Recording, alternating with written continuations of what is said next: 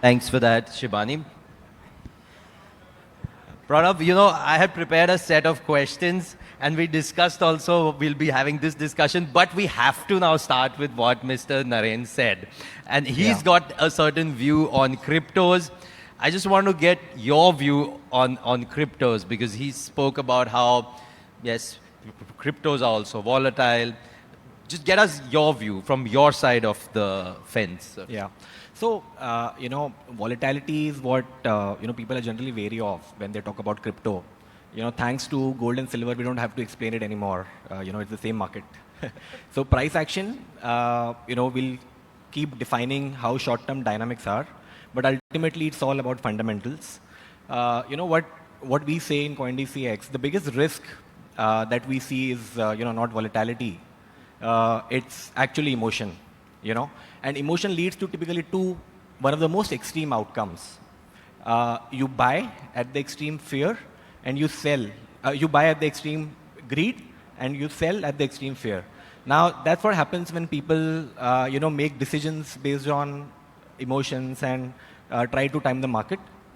Crypto market, similar to equity market, and pretty much different from, say, a commodity, which Mr. Nareen mentioned that commodity doesn't have any yield, no project, no income, etc. So no mechanism of identifying how to attribute value. It's not similar to a commodity. It's pretty much similar to an equity. And there is a lack of education, understanding in the Indian market on how to value crypto. That pretty much results in people feeling that it's an asset which it's just based on price action and no internal intrinsic fundamentals. So, important point you spoke about, and of course, the oracle of Omaha, Mr. Warren Buffett, has also spoken about, be fearful when others are greedy, be greedy when others are fearful. So, yes, in that sense, there is commonality there. I know CoinDCX is doing a lot of these educational videos and other educational initiatives. Tell me a little bit about that, because exactly what you spoke about, it's important to keep the emotion out of the investing. Very easy to say, very tough to do, because Absolutely. I mean, if there is always a lot of emotion with money. But what are some steps that you are seeing to guide Indian investors on how to invest in crypto? Yeah. So maybe I can talk about two things. One is the fundamentals of crypto, and second is how to keep a risk-first approach as against a return-first approach, right? People generally come to newer asset classes, digital age asset classes, with a short-term outlook, of making life-changing gains, which is not the way you look at these markets. Now, historically, obviously, if you look at Bitcoin, it has given returns, which is an IRR of north of 60% as compared to traditional equities and so on, where you get 13 to 15%. So it's certainly lucrative, and people would want to invest. But the fundamentals are the most critical thing to look at, right? Bitcoin is a digital gold, so I wouldn't say that it has a lot of fundamental backing. It goes on demand supply, but all the other assets, including Ethereum, right? There is a fundamental behind it. There is a chain known as Ethereum chain. There are projects. The product is not embedded in the banking system, like your fixed deposits and so on. Even derivatives, it is not so embedded. It is something which is different, and therefore a bit of complex or a out of the banking system concept. There is a need for financial literacy so that people understand what these products are and they are able to take benefit of it. As Mr. Naren also mentioned that a portfolio should be well diversified. So there are various new avenues that are coming in the market, and therefore it is important that at scale we talk about financial literacy. At CoinDCX, our prime motto is to ensure that we give financial literacy to people about crypto so that they start looking at it as a new asset class which they can easily add to their existing portfolio. So yeah, I would say that, crypto, the kind of awareness it is, it's a positive shock to me. I would say there is a organic curiosity in the Indian market. Maybe I would want to talk about a survey. Chain Analysis is a global organization which does a crypto-related survey on an annual basis. And year on year, India has been rated topmost adopter of crypto. So therefore, the awareness about crypto in the Indian market is significant, and therefore it is one of the very lucrative markets for various other crypto players who would want to set up their base in India and explore and optimize on this opportunity. So therefore, it is important that, and obviously it's a responsibility for us as CoinDCX being the market leader to promote financial literacy so that, a systematic and a responsible investing is being done by people so that people are able to take the benefit of the returns here. So are you saying that we could maybe look and see more players coming in, more competition for you for CoinDCX? So we would say, equity market, as you said, there is a 50% awareness and still there are new players coming in. The market is very small, very nascent at this stage. New players are always welcome. As many players as you'll have in India, the market will expand because everyone will try their best to promote financial literacy awareness and try to make the market broader. So we are of the view that, as many players come, it will just expand the ecosystem. It will always be better for the customer, the consumer. Yeah. What would you, if you're looking at your vision, kind of CoinDCX's vision also, like this survey, 15%, what do you think needs to be done both from a government or regulator point of view and industry point of view to make cryptos more and more a part of the Indian households' asset allocation? What more needs to be done? Yeah, no, that's a very important question. I would say that there are three things that are to be done at a macro level.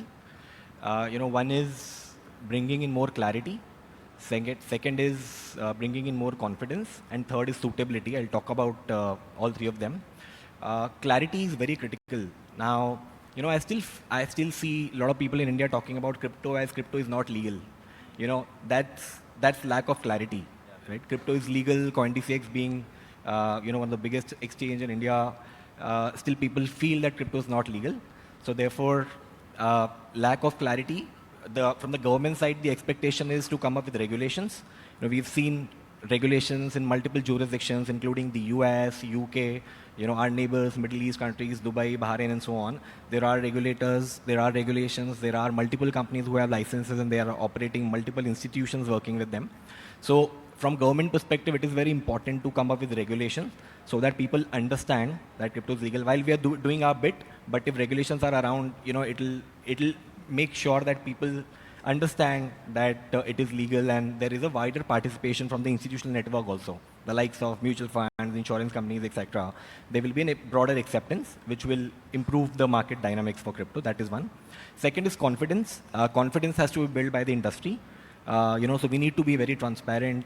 We need to be very high from a governance perspective, and we need to give that assurance to the investors that their money is safe. And if they invest with us, we are not a fly-by-night player, and we are here to stay with them for the long term for their benefit. And that is what we keep doing, and we'll keep accelerating our pace of doing it over the years. So we'll bring that confidence as industry. And third, most important, is suitability. Now, suitability is more from an individual investor perspective, and it essentially means portfolio economics, right? Anything that I would want to invest in should make sense from a portfolio economics perspective to me. What portfolio economics essentially means is that if I'm investing in a particular asset, the kind of returns I'm making, whether I'm able to take that money to my pocket or not. Crypto, unfortunately, there have been recognition from income tax, but it's been a punitive recognition, right? So a flat 30% tax, no set-off of losses, you don't get carry forward. So therefore, it doesn't fit, the tax framework doesn't fit the portfolio economics of an individual.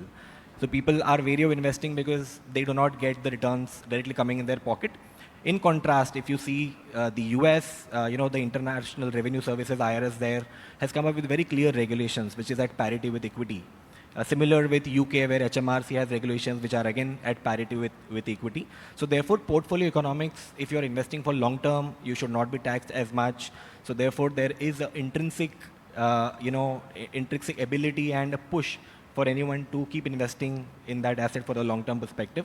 So that portfolio economics for now, because of the tax regulations, is not working. So that has to change. There is a punitive recognition, but it has to become a parity going forward. So that recognition is again very important. You spoke about government recognition, all this tax angle. There is this new change that's supposed to come in from 1st April 2027, where Indian crypto exchanges will need to start sharing and receiving cross-border cryptocurrency transaction data.